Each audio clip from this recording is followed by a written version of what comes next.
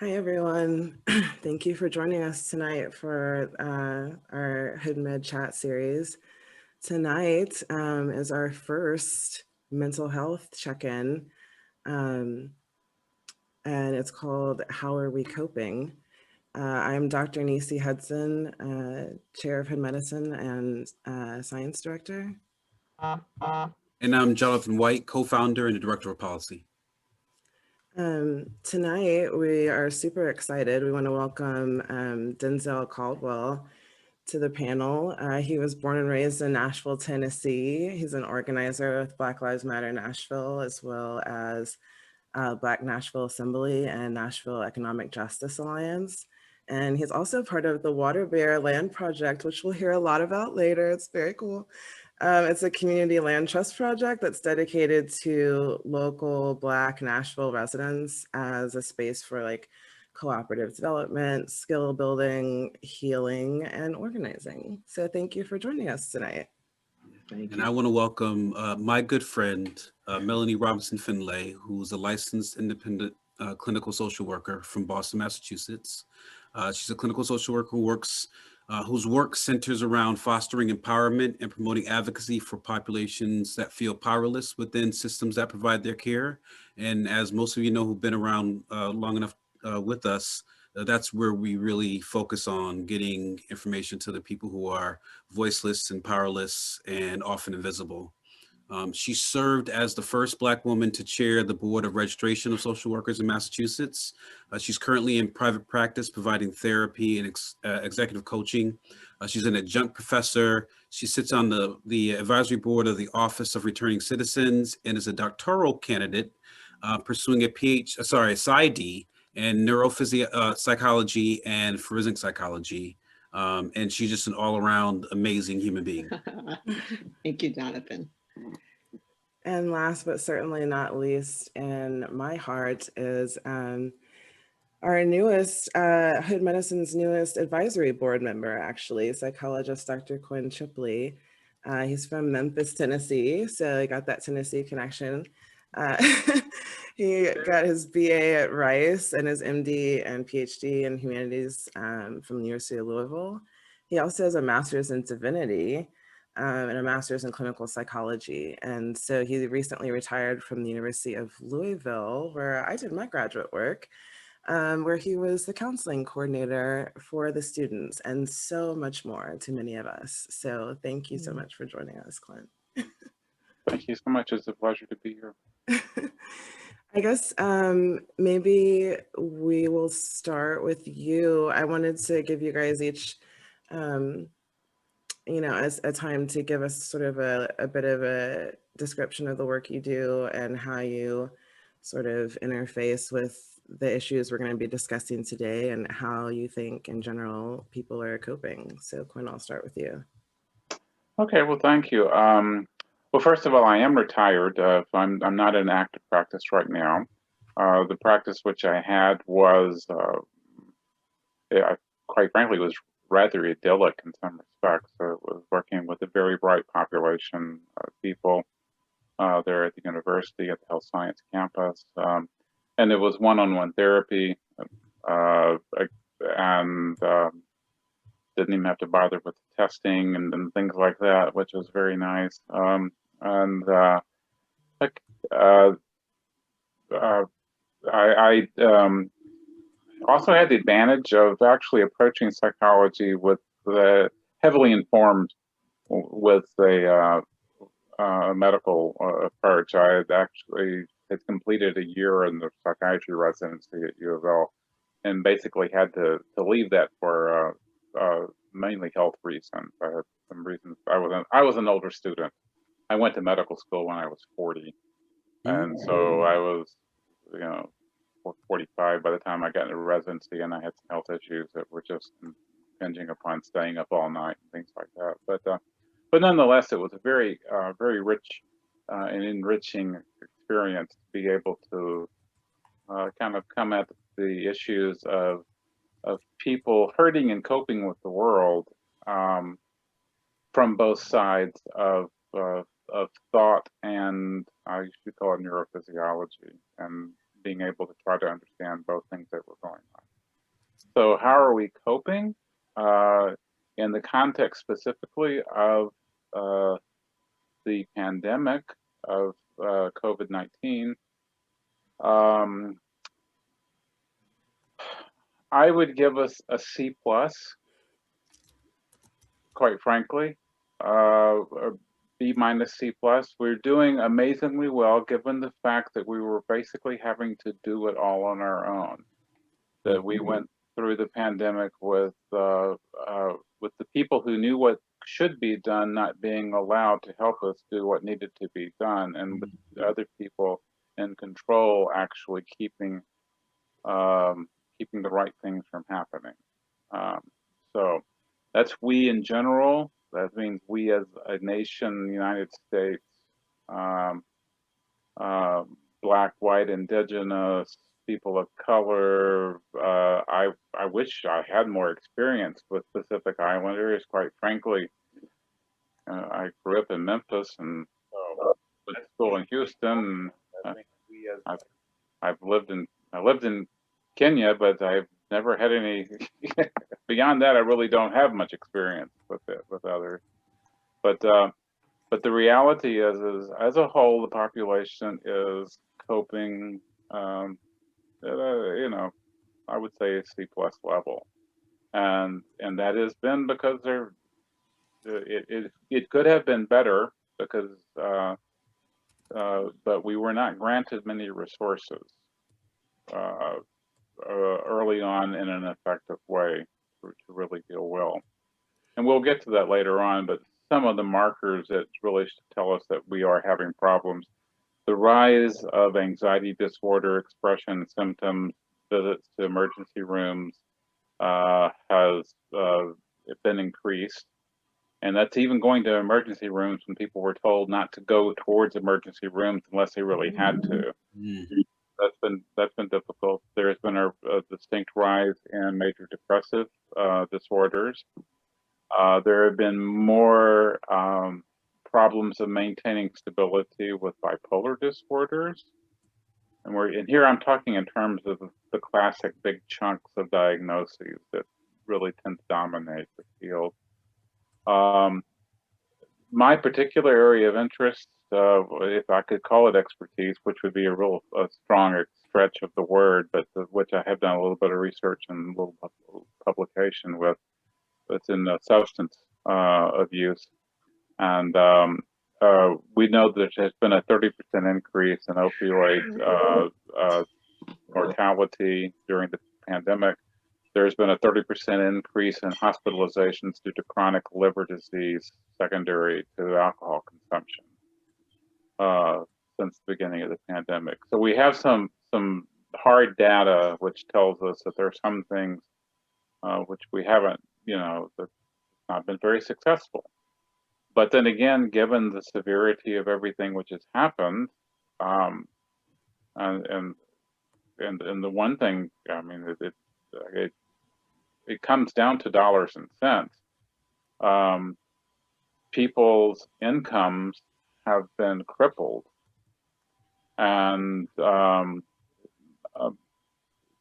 money may not buy happiness, but it sure can buy survival. And when you get, and what we do know statistically or data-wise from that is that for an average family of 4, without other kinds of social stressors placed upon them, and I'm going to phrase it that way because endemic prejudice and bias is a social stressor which affects populations apart from the majority white.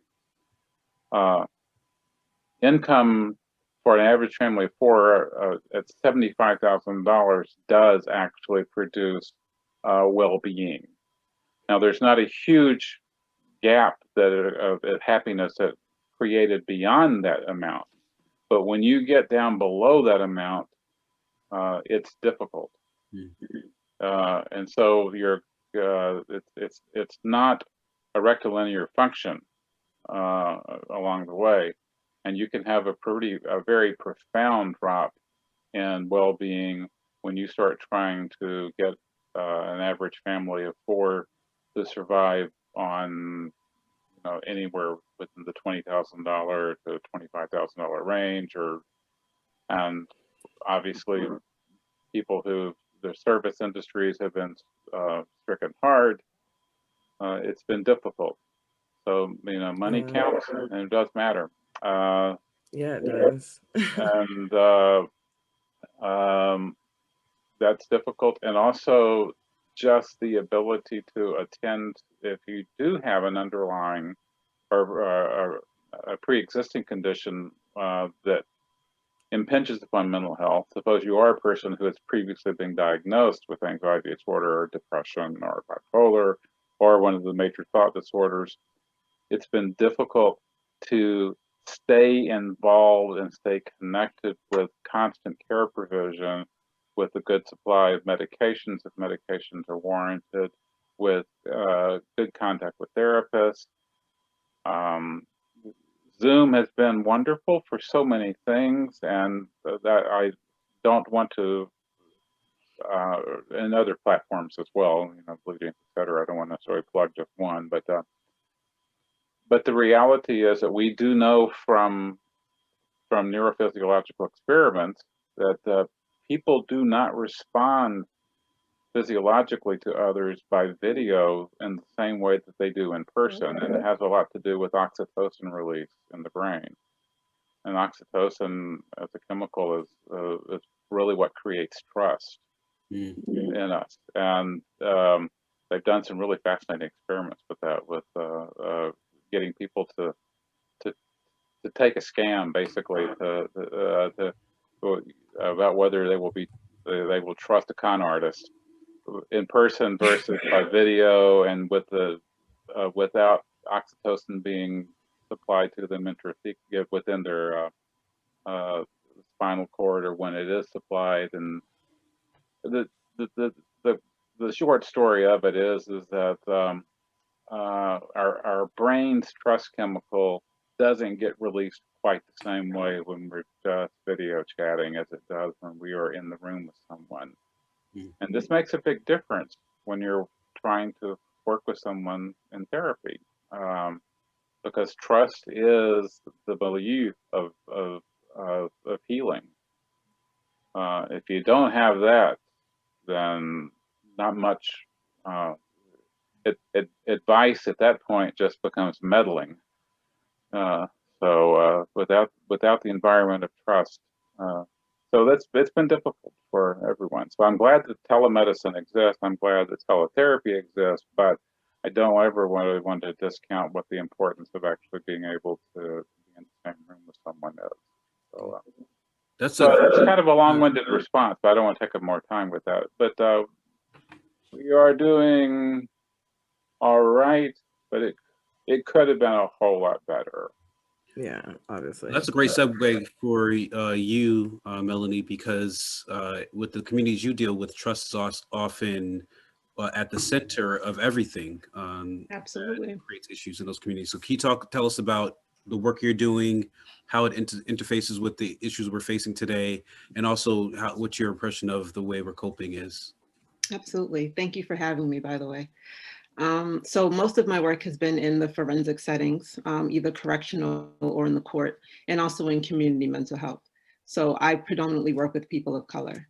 And as Jonathan said, trust is extremely important in being able to be in a space where culturally, many of us don't feel like therapy is okay. We don't talk about our problems. We keep those in-house and we deal with those here, and we don't let people on the outside know what's going on.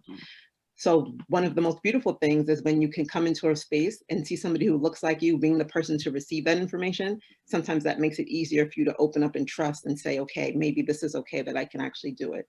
I think once the pandemic hit and we had to go to telehealth, I totally agree with Dr. Chipley. Like, it's amazing. Telehealth is a great thing, and I'm glad we have it. But at the same time, a lot of my new patients, I haven't been able to connect with them in the way in which I can connect with somebody when I meet with them in person. Over Zoom, it's kind of like you can't really tell, like, what's that body language mean? Like, what's really happening? Because I haven't met the person enough to know them, and they haven't met me enough to know me. They don't know what it means when I twirl my hair versus, like, am I bored? Is that how I think? They don't know. And so that kind of changes how the interaction goes. I think how we're coping, I think the community, I give them an A for effort. I would say that many people in the community have said, hi, I need therapy. I've never wanted to do this.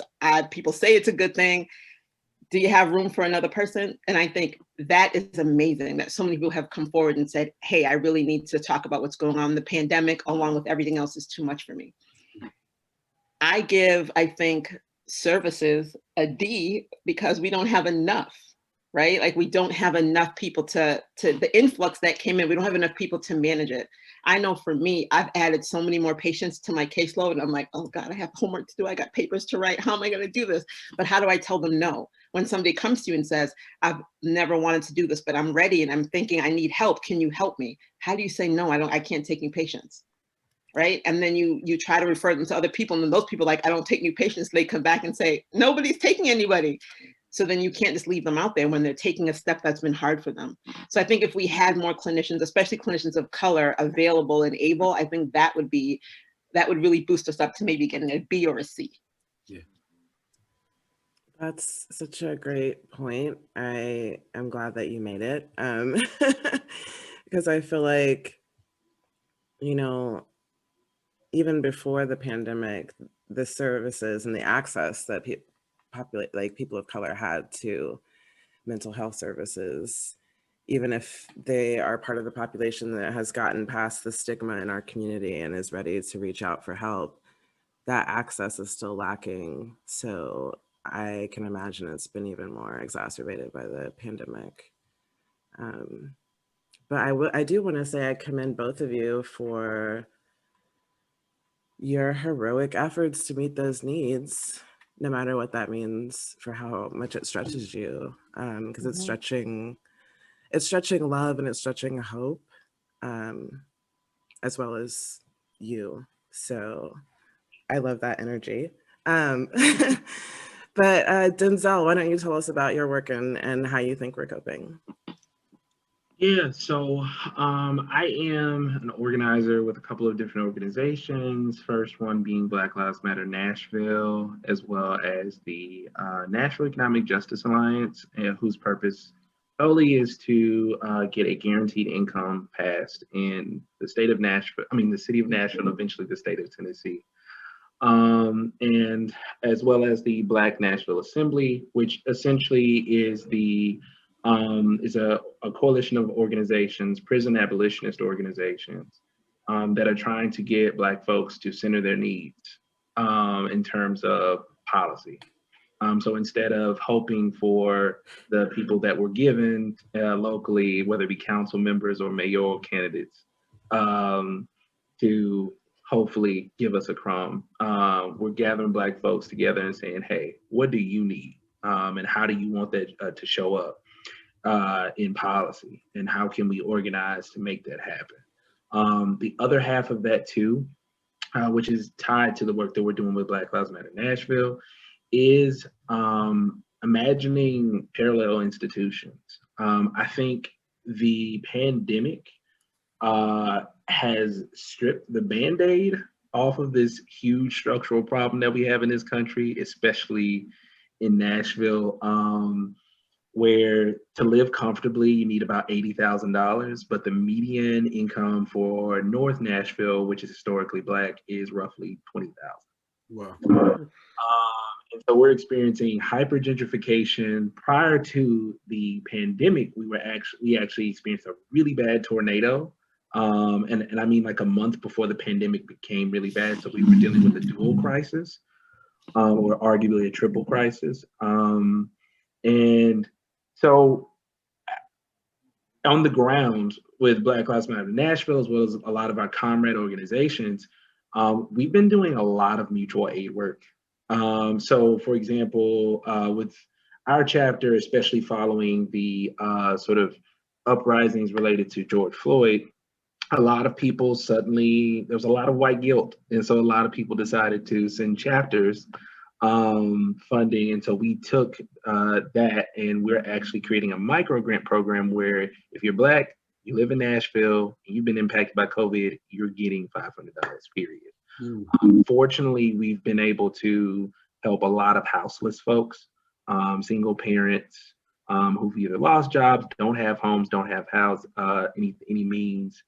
From there, we've built. We're working on building a mutual aid network throughout the city with different organizations that are doing different services. So we have folks who are engaged in violence interruption. We have comrade organizations that are also engaged in community refrigerators. BLM is doing the micro grant program, and we're just trying to connect those mutual aid networks to take care of our folks during this triple crisis that we're dealing with. We're still recovering from the tornado in addition to dealing with the pandemic.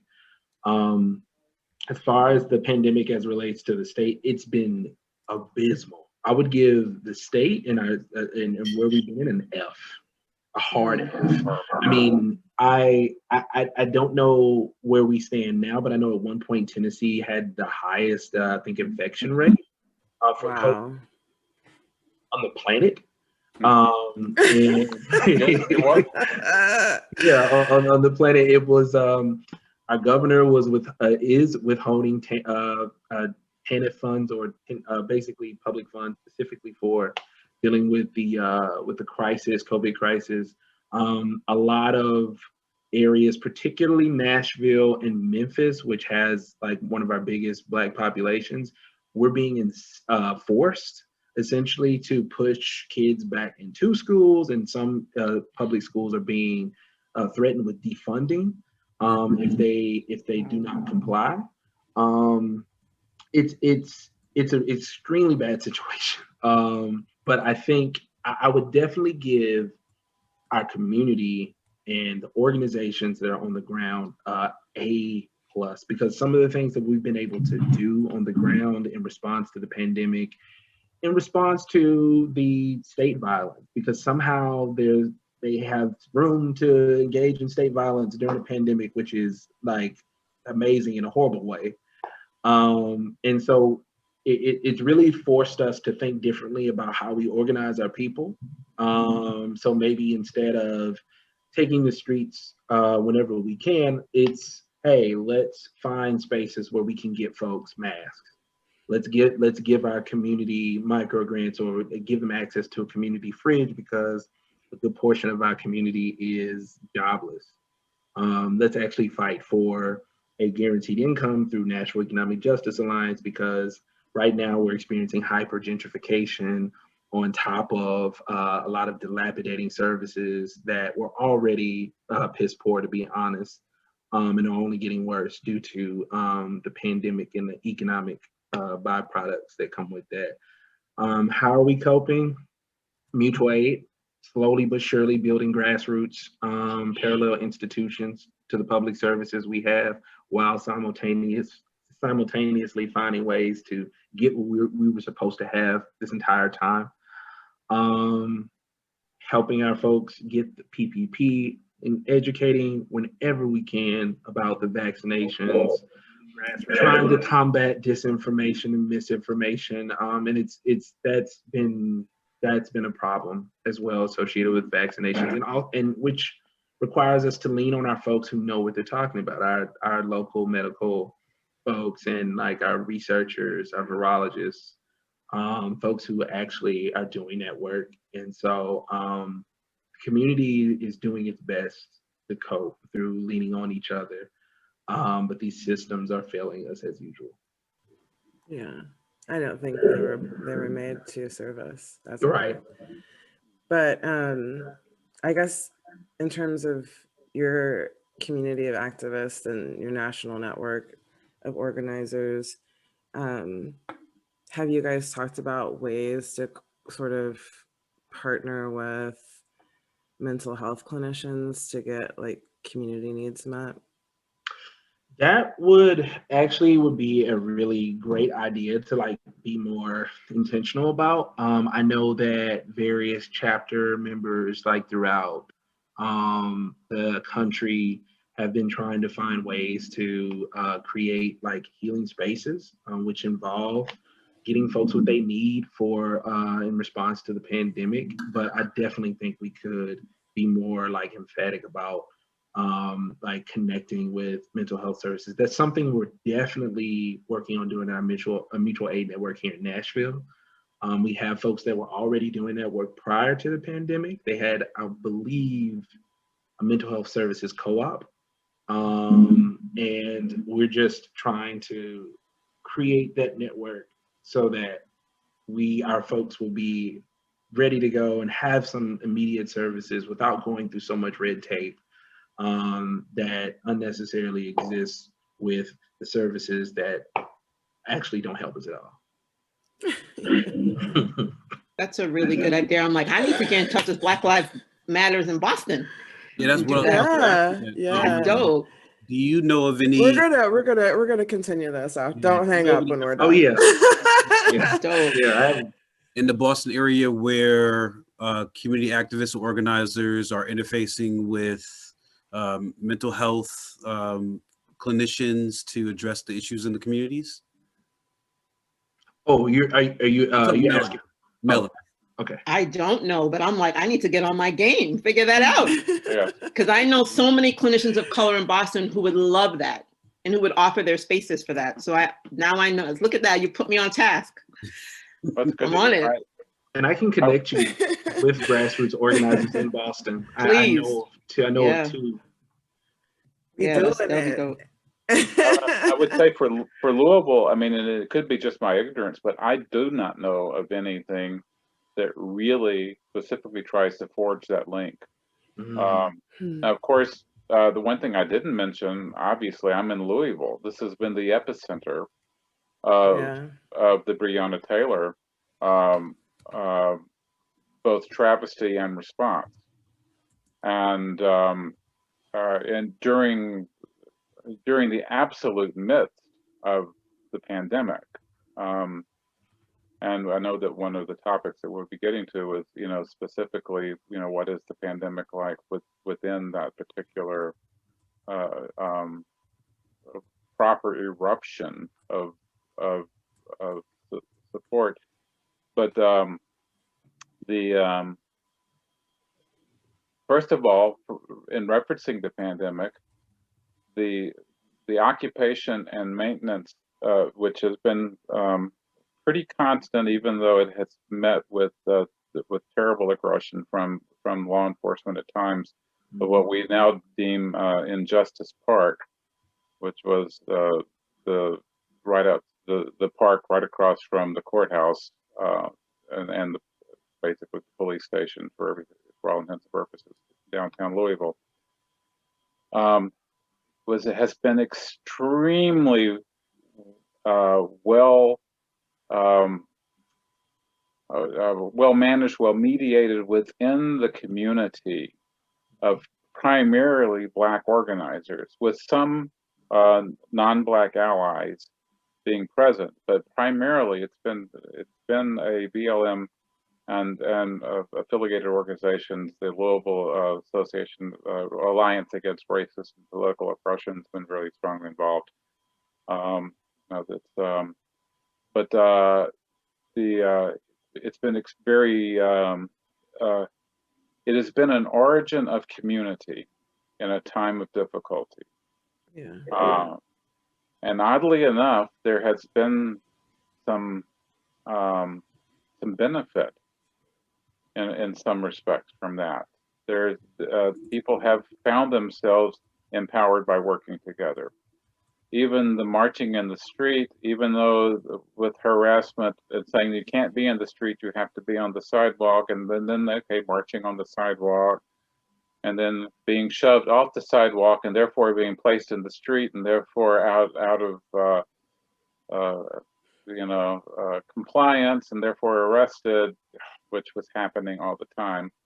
It was always orderly. Yeah, I mean they showed up with tanks for Louisville, and they had water guns for the Capitol.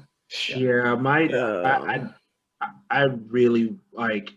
I have to give my comrades because I'm really close knit with the organizers, the BLM Louisville chapter. Yeah, shout out to Hannah Drake and all those people. Yeah, Chanel. Shout out to Chanel, BLM Louisville. I love her. They have been going triple time. Yeah. I mean, like I had a brief opportunity to go up there to just plan some things with them the weekend before the decision, Breonna Taylor decision, and I could just feel the thickness in the air. It was completely unreal, but they have been a shining example of what it means to pull community together and to lean on each other during crisis. So. And they always, everybody wore masks. Mm-hmm. Yep. They wore a mask, and they even respected social distance. And of course, these are outdoor events. And quite frankly, you know, from a standpoint of epidemiology for this particular virus, when you're outdoors, and if you are masked, and if you are a decent length away from somebody else, you're actually going to be doing quite well. I mean, that's just the reality of what we're now knowing about the virus. But there were no documented outbreaks related to these events. I mean, because they were orderly, righteous protests, not right, frenzied, fascist, Right. terrorist mobs. Yeah. Now, I will say this gets us into the issue of mental health, because even though those were actually the facts, and they were just observable facts, and they were even observable off of even mainstream media, but they were very observable if you watch something like the grassroots media. There's a organization called Milky Mess TV. They just did a remarkable job, particularly early on when they were being allowed to, before their organizer was arrested. But they were just demonstrating the peaceful and forceful. It wasn't, this wasn't milquetoast. This was, peaceful and forceful presence, and that was quite good. But then when you turn around and it's being presented as these rioters and looters constantly, this gets into a distinct example of gaslighting. And gaslighting is a known phenomenon within psychology. And that is, your experience of one thing is being misrepresented entirely, and people are basically telling you what you've experienced is wrong. Yeah. And not wrong as in morally wrong. It's like what you must be delusional. You don't understand. The whole of America, when the grid is working, Mm-hmm. is illuminated by gas lamps. Right. Let's be clear. Right. Exactly. And that does become a psychological toll, because when your own experience that is well grounded, we're not talking about one instance. It's not like the plural of anecdotes data. It's like when your constant experience is no one's tossing rocks, no one's burning things, no one's crashing, smashing windows. People are singing and chanting and moving, etc. When you know that's to be the case, and then it turned around through other sources saying this is all disastrous, etc., then that's I sort of shy away at times from the word crazy, but quite frankly, that's crazy making. Yeah. It's I feel insane. You want to talk about the way I've been gaslit by people in Louisville.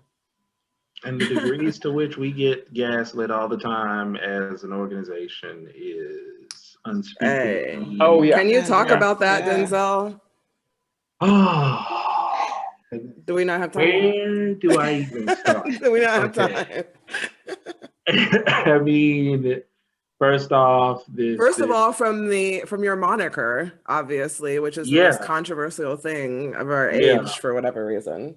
Right, and to be honest, and I'm saying this within the organization, like that statement is probably the least like radical revolutionary statement you can make. It's like it's like saying we exist, like that's it. Like, and it's just like the fact that is such a controversial moniker slogan just tells you where we are, where we've always been. Absolutely.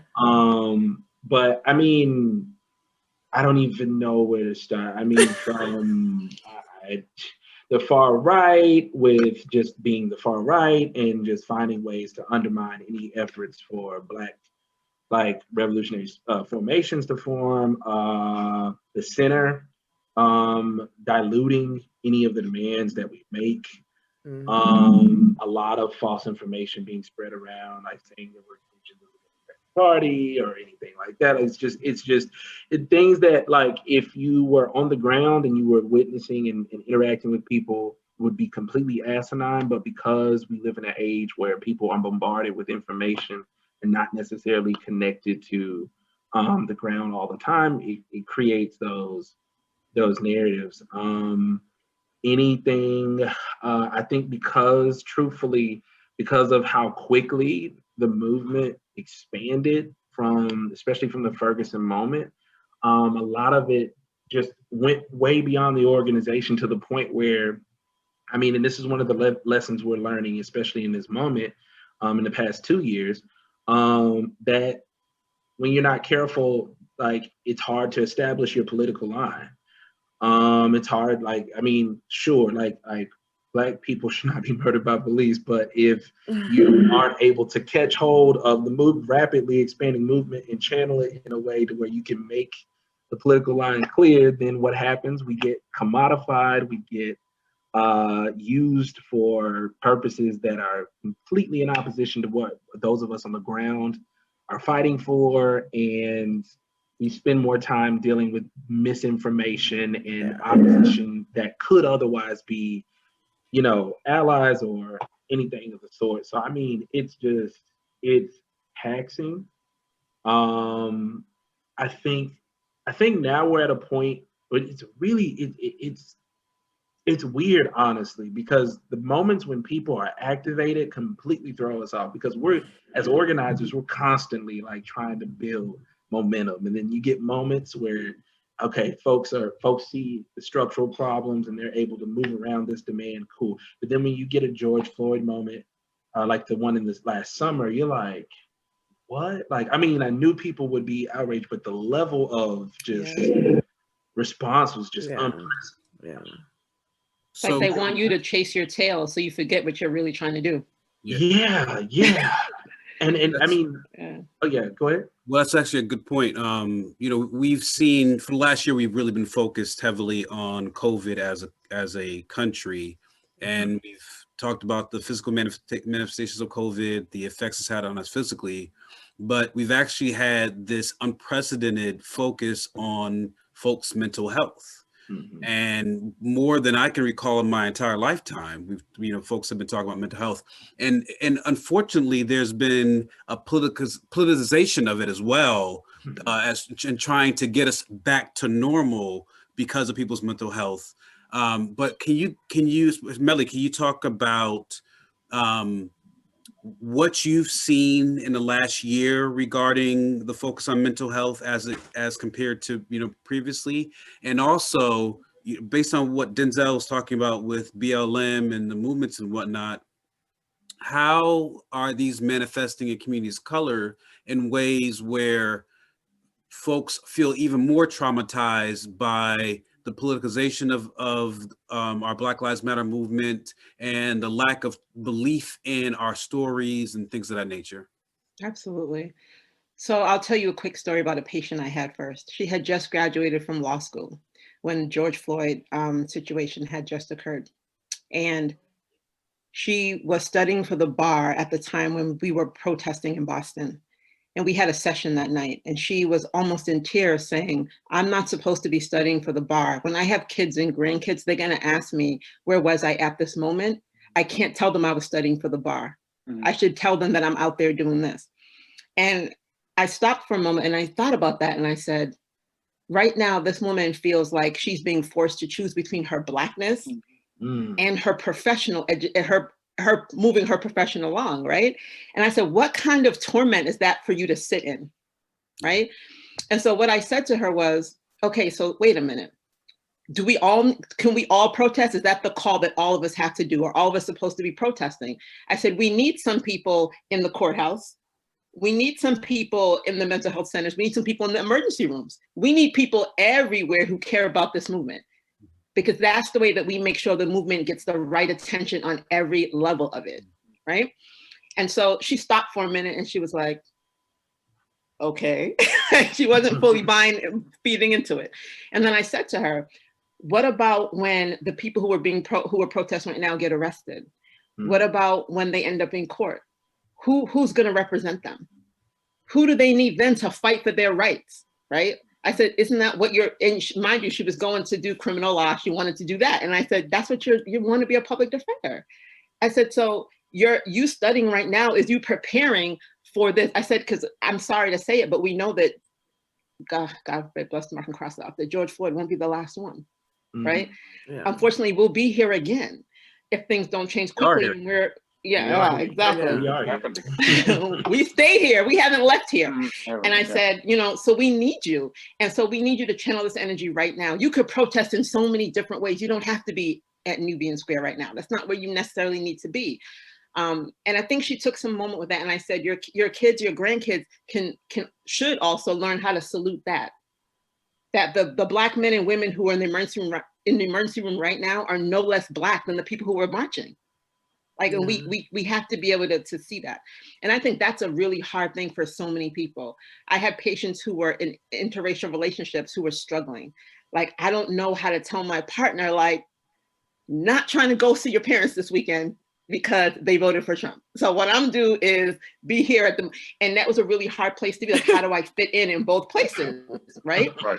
And I think that's hard even for us who have friends, Black, white, or whatever, who voted for Trump or who don't quite understand the Black Lives Matter movement and telling us Blue Lives Matter and all people matter and all this other stuff. And we love them as people, but we're like, you're missing the mark.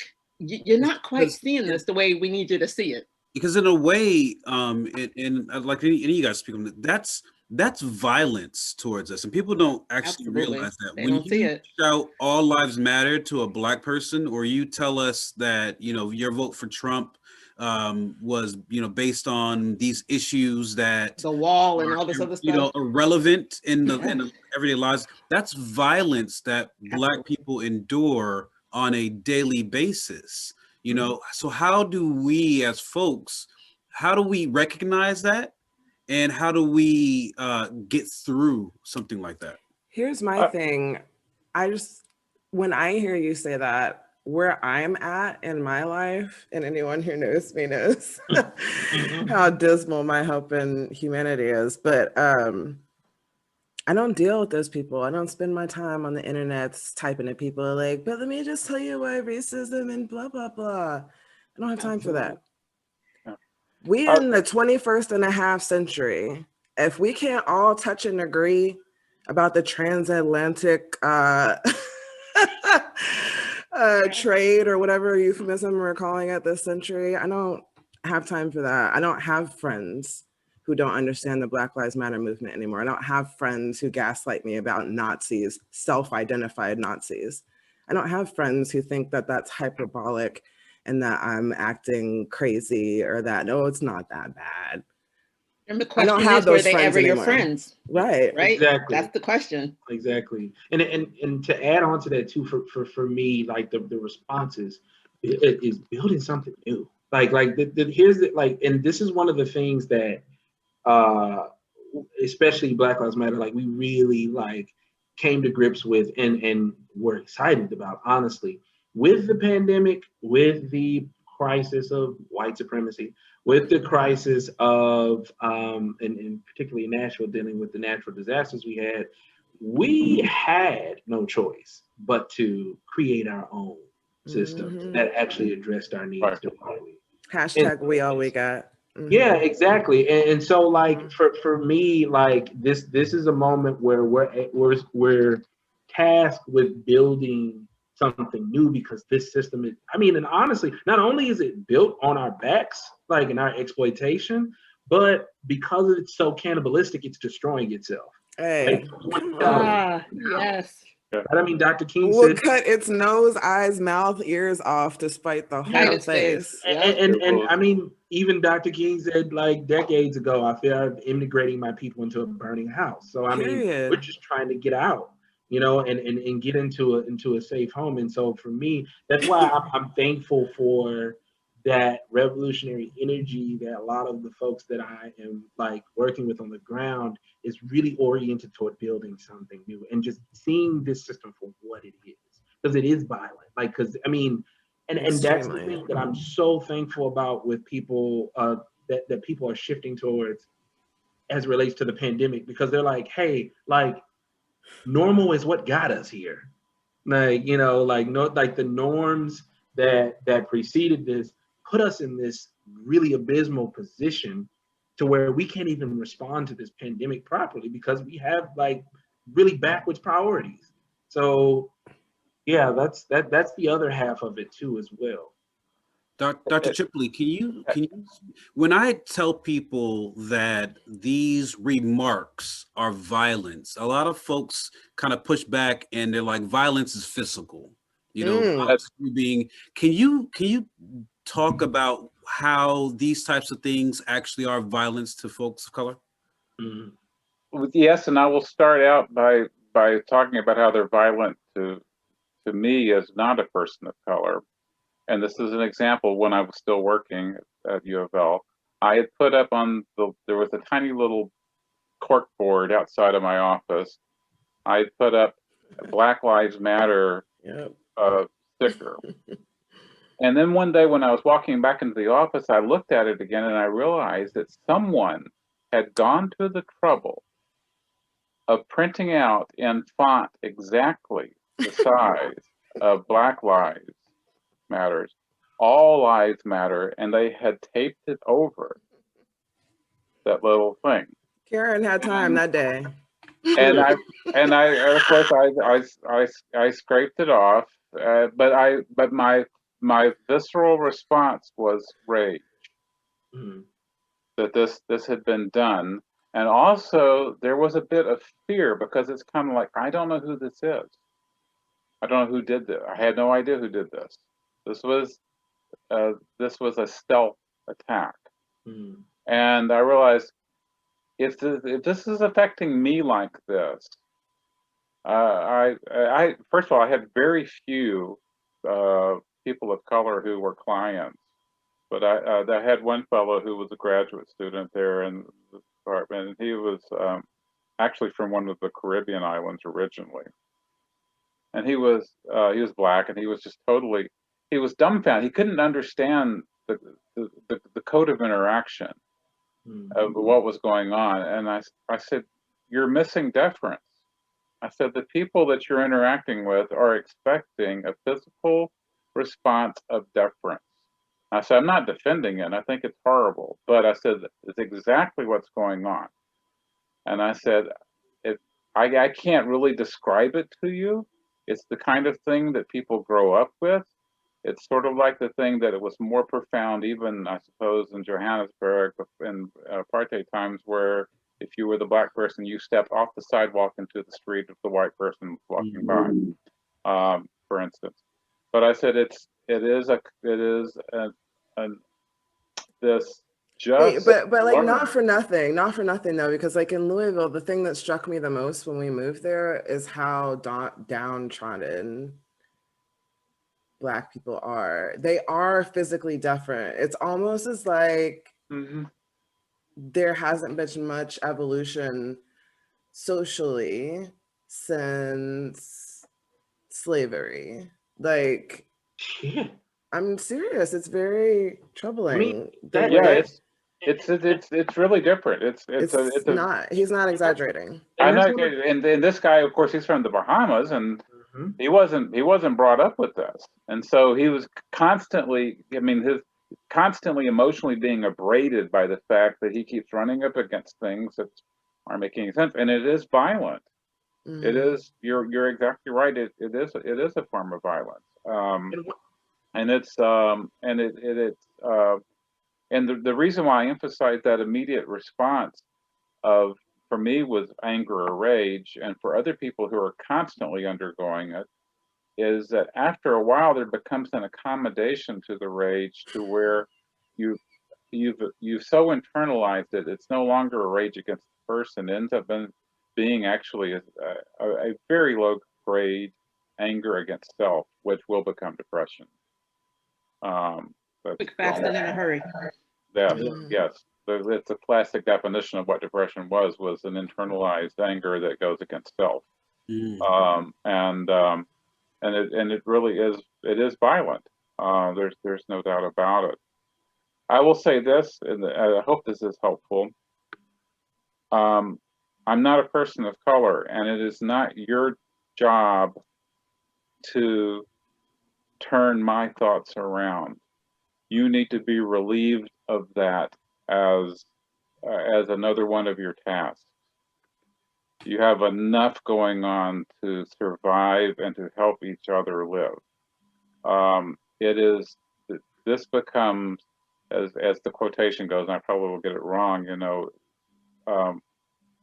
white supremacy is not going to change until people understand that it's not the Black's job to educate us on it.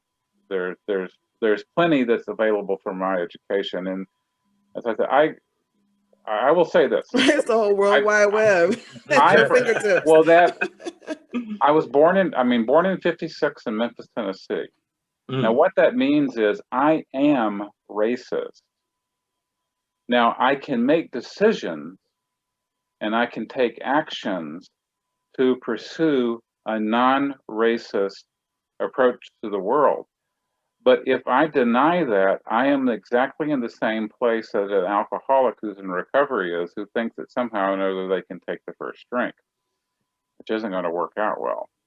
But the reality is, if you don't know that, if you don't get to that point as, and this is not to take up the time with, what the white person's journey has to be, but they need to get on that journey. Yeah, they do. But you have to know that. You have to absolutely know that. Yeah. And you have to get down to those foundational things that, then I can I can read the new Jim Crow. I can read White Rage. I can go read Edward Baptist's book, The Half Has Never Been Told. There's plenty out there that's going to educate me exactly in what I need to know as far as data. But then I'm going to have to take that, and that's our job. But that, I just want to say that, please understand that when you're working with allies, perhaps maybe equip them a bit at the most to go do their work, but don't take on their job, because it's their job. Hey. That's just the way that it is. And it's, that is, trying to fix the abuser is the worst problem that anyone ever encounters.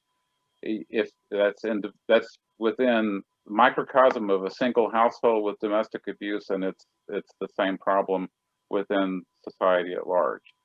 The person who is abused is not responsible for fixing the abuser. They are responsible for healing themselves.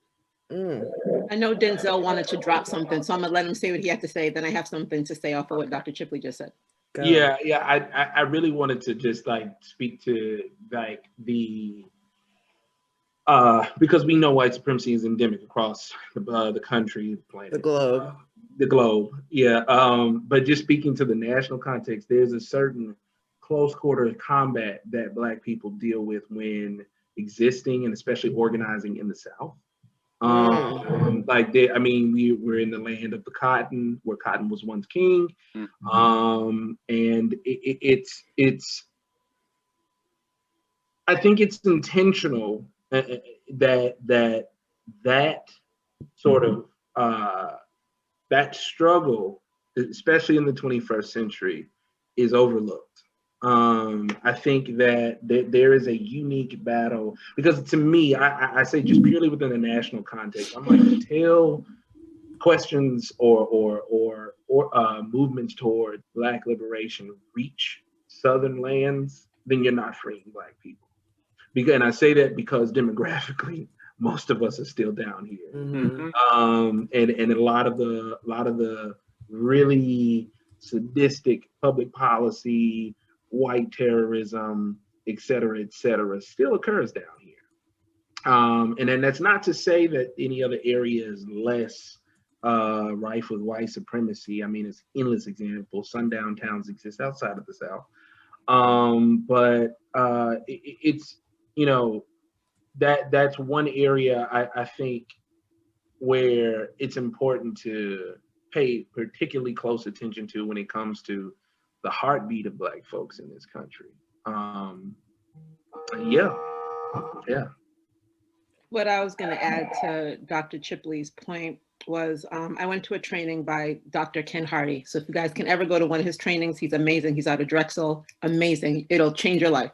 So we're in this training and we're talking about race on our campus. This is at Boston College. And one of the faculty members begins to cry, and a Black lady sitting next to her starts to rub her back and make sure she's okay. And he says, "Now, why are you doing that?" Right? And she was like, "That's my friend." He's like, no. Why do you feel the need to comfort her right now? Like, we're talking about racism. She made a comment like, why do you feel the need to jump in and make sure she's okay? And what he hipped us all to is how innate it is that the rest of us didn't even peep it. We didn't even think about it because that's just what we do. We tend to always try to make white people safe because yes, we want them to feel safe, but why? Because that makes us safe. Right. And if that's not violence, I don't know what violence is, right? Any Like, battered woman is gonna make sure that she keep that energy low. Yes, I gotta make sure you good so I can stay good, keep this job, not get arrested. I have to make sure that you're okay with me and you realize I'm not threatening, I'm not part of the problem. Like, if that's not violence, you guys, I mean, damn. Can't even be human around you. Right. because we're not human around them. You feel me? That's the issue of our APOC. That's what Quinn, it is. I wanted you to talk a little bit about, you know, some of those. I mean, we've talked a little bit about the psychology, but I want to talk about the correlating like physiological effects of like persistent chronic stress inducing trauma, what that does to your body, your cells, your brain, and what that means for us, like epigenetically, all of that. Sure, that's a good thing, a good question. First of all, I'll try not to spend too much time and deep in the weeds on the two terms genetics and epigenetics, but it's more just about passing it along. We do try to keep it like on the level, but just passing things that you can pass on, just like genes. Trauma is one of those things. Yeah. So most people are familiar with the notion of genes, and those do determine a lot of our aspects that we have, characteristics, from physical characteristics, even to personality characteristics across generations. But the way that I think about the genes as being a blueprint, or even a book. You can think of it as being a book that has a plan that you have to be able to turn the pages and read off the plan to extend on to the next generation. Now, it's real easy if you got pages that stick together in a book. You'll end up turning 2 pages at once. And then you're only going to get the next page, and that's going to be passed on to the generation. But what's sandwiched together and stuck together, it's not going to get passed on. Now, epigenetics is not so much the printing of the book; it is what you're eating and drinking while you're reading the book, and whether it spills onto it and sticks the pages together, or if you do something or other, it makes the pages fall open real easily and pass on the information. And so what happens to us in our one and only life that we're given actually affects how easily our reading chemicals that we have in our cells are able to get at that plan. And so, and now that's, and it's mainly because the DNA is wound around these protein structures really tightly, and so they have to get unwound in order to be read well. And the protein gets changed by what happens to us. And so when I have a fear response, I'm going to release, first of all, adrenaline or epinephrine. They're the same thing. For a few minutes, and it'll cause this big flush and an amazing amount of response. And then if it happened, if I'm still aroused into that level for a couple of days, then other things are going to be released from my adrenal glands. There's going to be some stuff called corticosteroids. And that's all very good and adaptive for, you know, for minutes to days. That's all right. That's one of the ways that we get by, you know. But when it goes on into weeks and months and years of the same thing, it's dramatically changing the way that signals get into and out of cells to go all the way down to that DNA and understand it and read it, and to interpret how it should make the proteins even that the DNA is wound on. And it changes the way that the physiology works for that particular organism, and it can change it so strongly that it will then change how the genes mix for the next generation when they're passed on through sexual reproduction. Now we know this is a fact from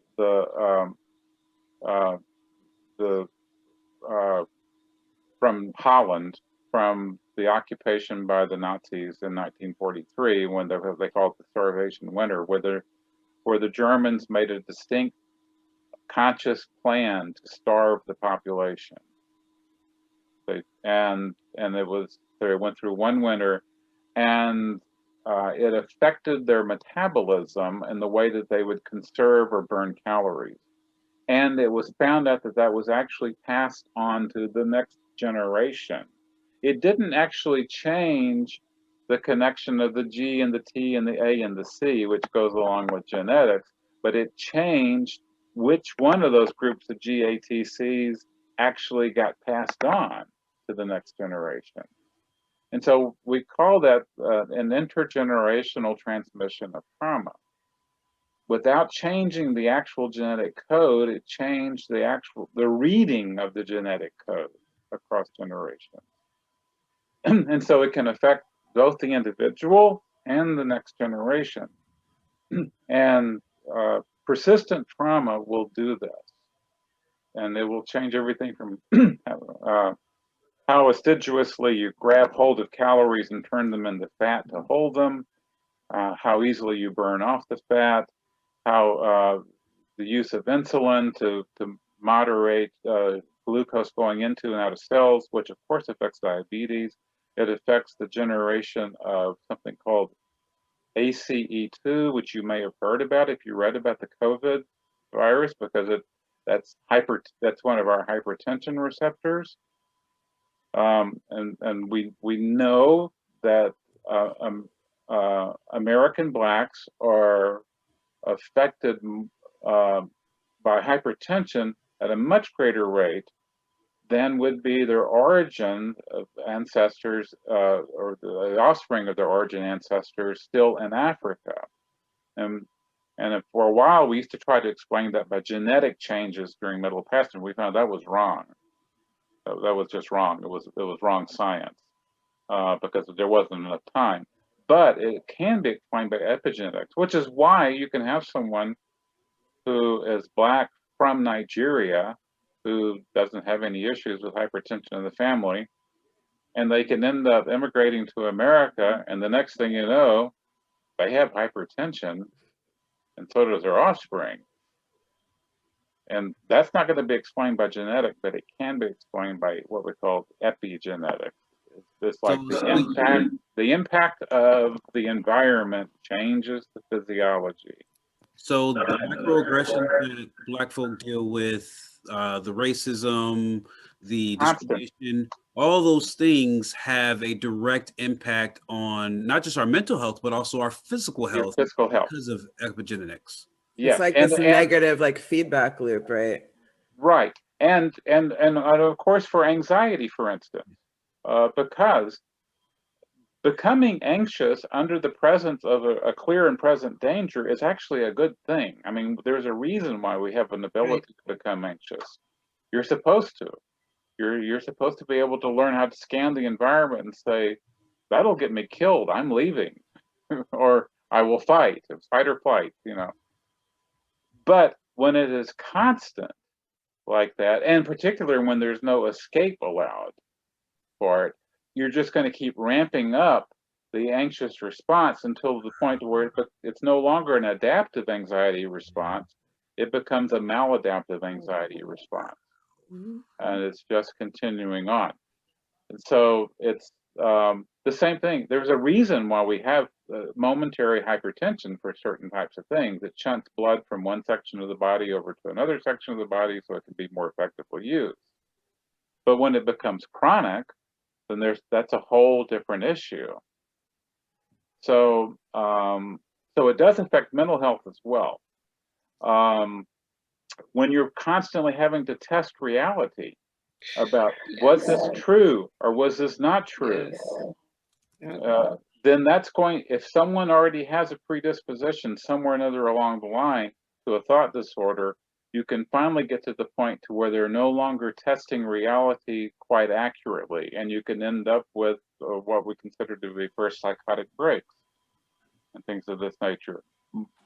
So yes, all of these things are going to, because I don't draw the line anymore as nearly as clearly as I used to between mental health and physical health, because the brain is part of the body, and the neurons are a little privileged in how slow they respond to different things, which is a good reason. You don't really want to go to sleep one night and wake up the next morning and not remember who you are, like the 50 First Dates movie or something like that. You know, those kinds of things which become comic, but nonetheless, the brain does respond to those kinds of things. Even in early development, the migration of the lengthening of the axons, like from the eyes to the back to the optical cortex, it depends upon the accretion of chemicals on the outer side of the axons to help direct them to the right point.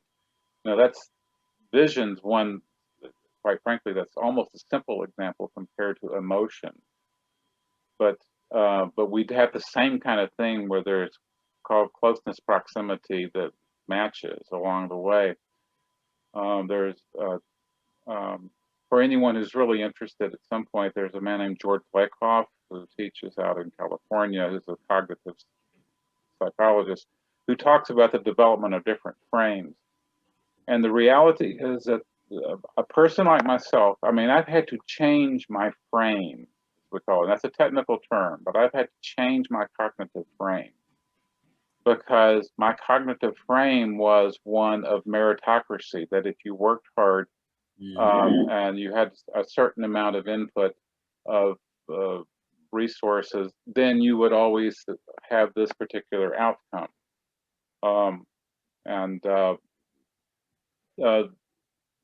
The reality, you know, and that was just and the thing is that most people who are like me from a white world live with this as the cognitive frame. And so they basically are always saying, well, we stopped owning people.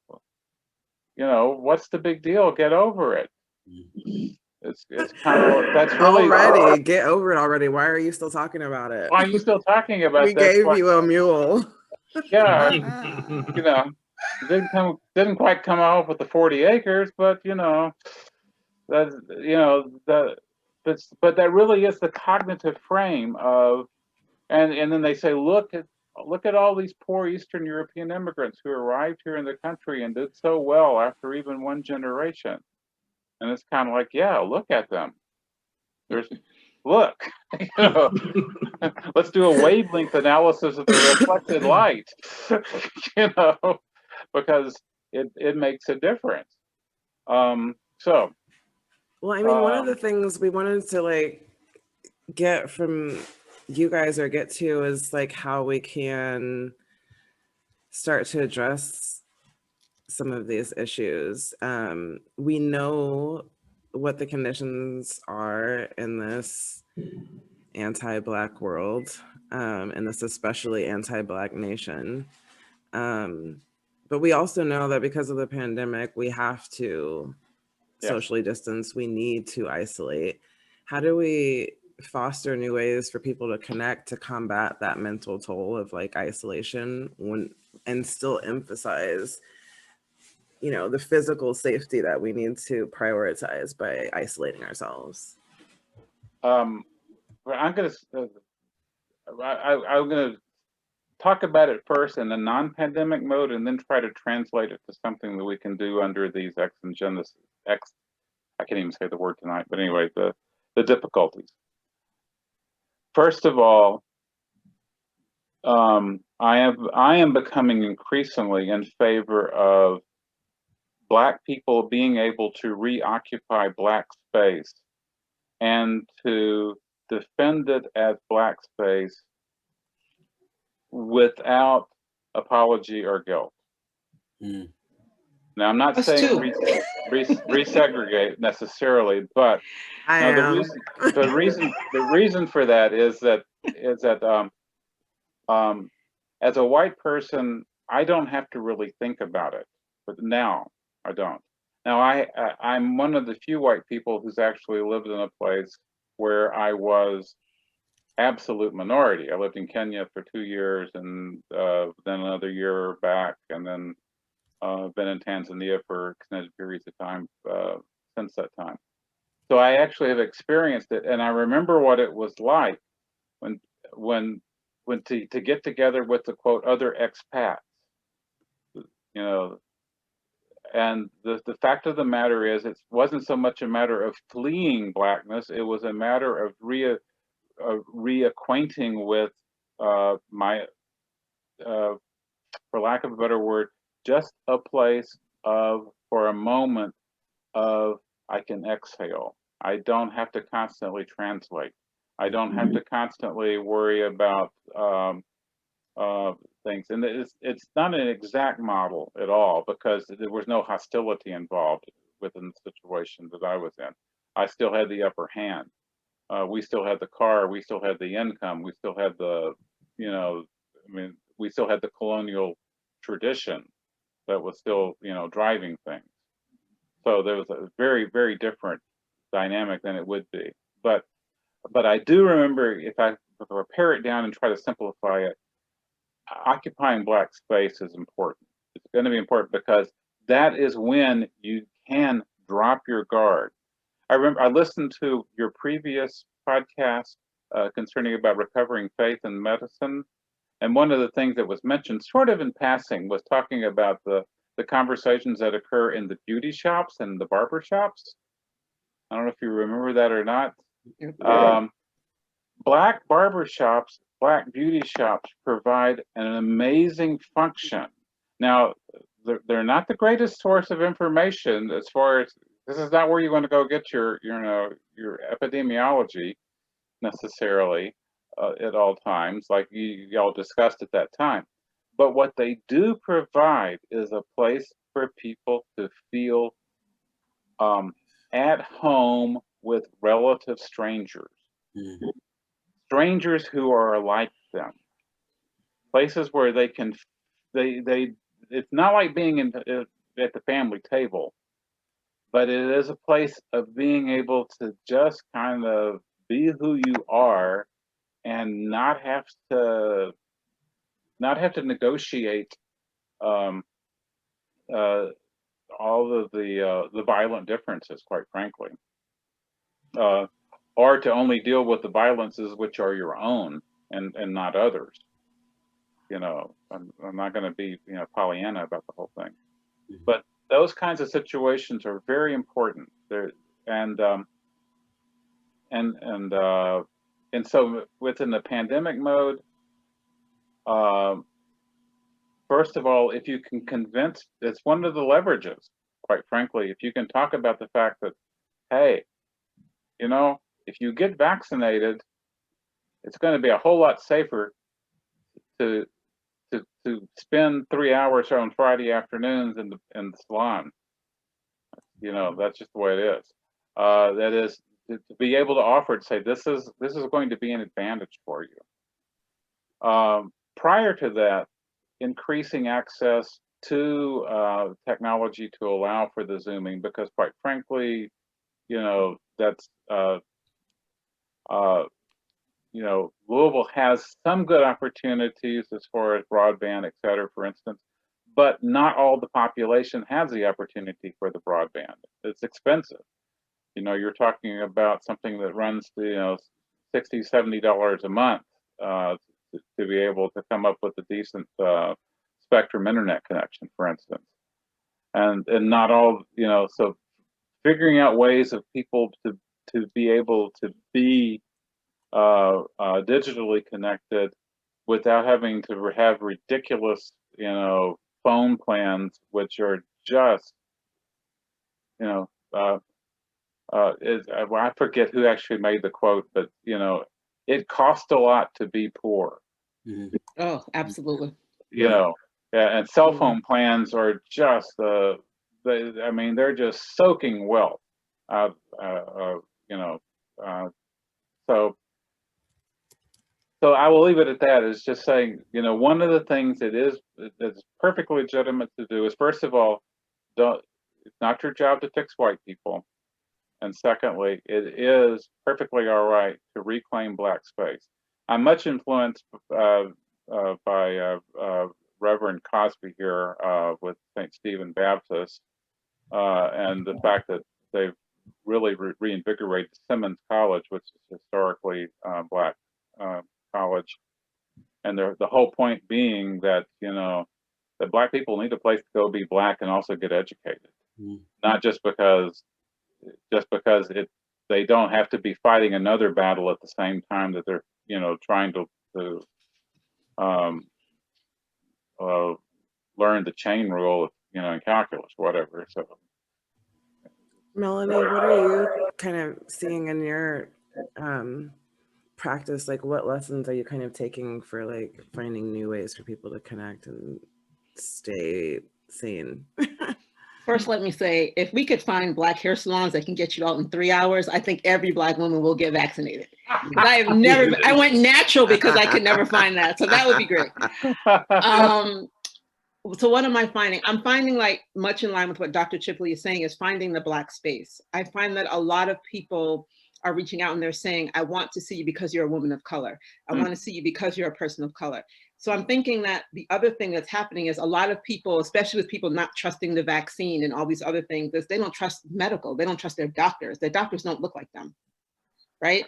I've never had a Black doctor, right? And I wonder, like, would my care have been different? Would I have been more comfortable with many decisions that have been made about my care if the doctor looked like me? Absolutely, right? I would have believed that, and I'm lying, I had a Black dermatologist. I would believe that they were saying it out of the goodness of me, like, because they would connect with me, right? That may be what I would believe. So I'm suggesting to my patients when they're saying, I don't know if my doctor, I'm saying, well, I need you to look for a Black doctor. I need you to go and look for that space. So a Black church, a Black doctor, get to that salon. I mean, I have a lot of transplant patients who have come here for school, and I say to them, okay, but you're living in Malden and you're living in Revere, and so the Black communities in Mattapan, Dorchester, and Roxbury. So how about you come this way? How about you find where you can get to a barbershop, a hair salon, get a beef patty, get those things here where you feel connected to this community. That way you know that it's there. I think that's very important. In the midst of the pandemic, where we can't really go out and about as much, there are so many spaces that you can join. So there are so many, like, support groups for different people of different types of populations that you can join. There are so many schools do so many events, like, you can get connected. It definitely does take work. And again, computer access, absolutely, right now during the pandemic. And that is hard for a lot of people. And that's really one of the major barriers that came up when the pandemic came, that everything went to tele whatever. And it's like, I don't have a phone and I don't have a computer that's reliable. And if my kid's on his video game and I'm here, I can't do both at the same time. So now what's gonna happen? It gets really complicated. But I think the first thing that people can do to really help themselves is really look at your bubble. Like, who's in your bubble and who can you let into your bubble? A lot of people have been forced to stay home. And we know that people who are sitting in domestic violence situations or in unhealthy situations were forced to stay home. They couldn't get out. Children couldn't get out of bad situations to even go to school and get food. So that was really difficult. So we do need people to get out. So if being vaccinated is what we need to do to be able to release this bubble that we're in, to allow more people into it that can make us whole and safe again, then that's what we need to do. Absolutely. And Denzel, like, I wondered if you might like give us a little bit of an update on what's going on with the Water Bear project in terms of like looking forward towards like initiatives that we can all support to build community care networks for people. Yeah, definitely. So we're actually in the stages of like developing our like member ownership model, and that was actually one of the ways I was going to respond to the question of how we can get through and deal with this moment. Two words: solidarity economies. Because here's the thing: like a part of white supremacy, one of the ways it's used to exploit us through capitalism. I mean that we just got to name that for what it is. And the reality is that we are a lot of people, as we alluded earlier, are learning in this moment to lean on each other, to share resources with each other in the way that isn't exploitative.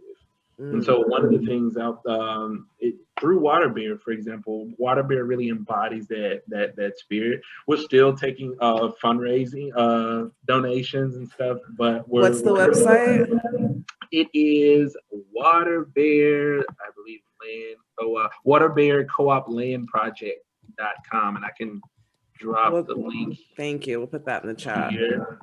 And we're still fundraising. We have the land. We have some space where we can. We have a farmhouse that we're actually going to be renovating soon. We're going to be working on the other space where there's a chicken coop, but we have a lot of potential for the area. I'm super excited. But outside of that, like I said, even though we're doing mutual aid work across the city, whether it's mental health co-ops, violence interruption, micro grants, different things like that, the idea isn't to stay there; it's to transition into something better. And this is why the concept of solidarity economies or resource sharing that's democratic but communal is the only way to respond to this moment, because white supremacist capitalism got us here.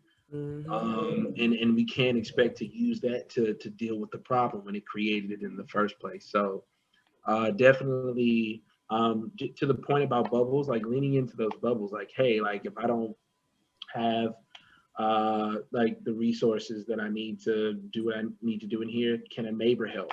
Can somebody who is within my profession, who I am connected with, help? I mean, and people are being extremely creative. I mean, to the point about internet connection. I mean, I've even heard of projects where people are creating local neighborhood like networks to where people can access that information, sometimes in rural areas, because a lot of times we ignore rural areas when it comes to that. So definitely solidarity economies. Water Bear is doing great, and we're growing. Stay tuned. Stay tuned. I'm wondering, so the pandemic has exposed a lot of the underlying mental health or a lot of underlying mental health issues. And I'm wondering if you believe these issues actually existed before the lockdown, and they're just being exacerbated or actually coming to the fore now because of our conditions of quarantining. And why do you think these issues remained hidden until the pandemic hit? I think the pandemic gave people permission to feel something, right? I think now you could say, oh, I mean, I don't know if I'm going to get COVID. I don't know if my kids are going to be safe. So now I'm anxious. I need help. Like, I think now it's okay to be anxious. I think before, when you're anxious about everyday life, people didn't feel like that was okay. So I think it definitely was happening before, but I think now people are putting a name on it that's almost acceptable because everybody else is experiencing the same thing. It's not just you. It's not just you right now in your neighborhood with your problems. It's the world is experiencing this thing that's really difficult. So now if you say you're experiencing a little bit more than maybe somebody else, it's okay. Does that make sense? Yeah. That makes sense. And I would, very similar to that, I would say, and once again, going back to George Lakoff and the whole notion of developing frames, the pandemic frame shifted all of our frames. It forced us, it forced everything to shake and crack a little bit. and therefore it made us see some things that we wouldn't see before. Because quite frankly, and I don't want to, I'm always careful because I don't want to sound so dismissive, or I can't speak for whites as a whole, but quite frankly, there is a frame of the fact of, oh, well, yeah, they're having a rough time. Well, but what do you expect? There was always the frame of sort of like it was a dismissal.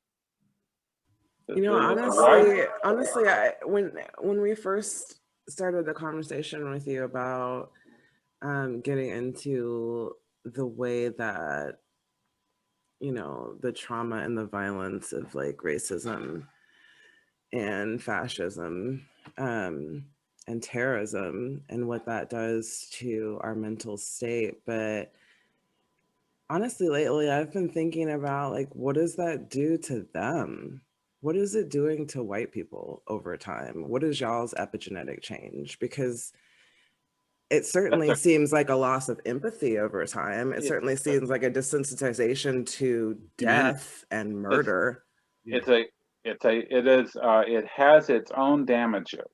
Yeah. Except the problem is that if you redefine your morality, which is another type of framing, then you don't ever consider that a damage anymore. Yeah. And yeah. There's a quote from Susan Sontag, who was a very, very influential thinker and intellectualist. But she said 10% of the population will always be cruel no matter what. And 10% of the population will always be benevolent no matter what. And the 80% in between can be swayed in either direction. Now, I would quibble with the numbers because she didn't have any research data to say 10, 10, 80, or whatever. But what's the point she was making was the tripart division. And we as a white dominant population have never come to grips with the fact of what do we do when we actually have sociopaths. Hey. We have never, mass delusion. Do you know what I'm saying? Like, that's a problem. I mean, our Constitution has been revealed to have this huge plot hole in it that you could drive a truck through. So you know, I mean, it is. It's just like. I mean, but they're revisionists in real time. They're always updating what their notions are so that they combat anything that we have to say. There's always an explanation. There's always a explanation. There's always a reason why that one deserved to get shot or why he deserved to get choked out. There's a reason why he needed to get stomped. Well, when you go to Nashville, the entire face of the buildings of downtown Nashville was blown the hell away on Christmas Day. We a bit more heard about it. And has anyone mentioned it since then? No, because terrorists is a narrow definition of terrorism, and what that was a very disturbed. That was a very disturbed man. And to be honest, a lot of people don't know this, like outside of the city, but like there was clear, like indications that wasn't just something he just did. That was like it was totally coordinated. Like to be honest, like I just the same way January 6th was. They all decided and voted not to hold any of them accountable. Knowing damn well that's locked up tight. Damn well the only reason that mob was able to attack is because they were let in. Period. I mean, can I go to Mexico because I already have a ticket? Thank you. I mean, it's the whole thing it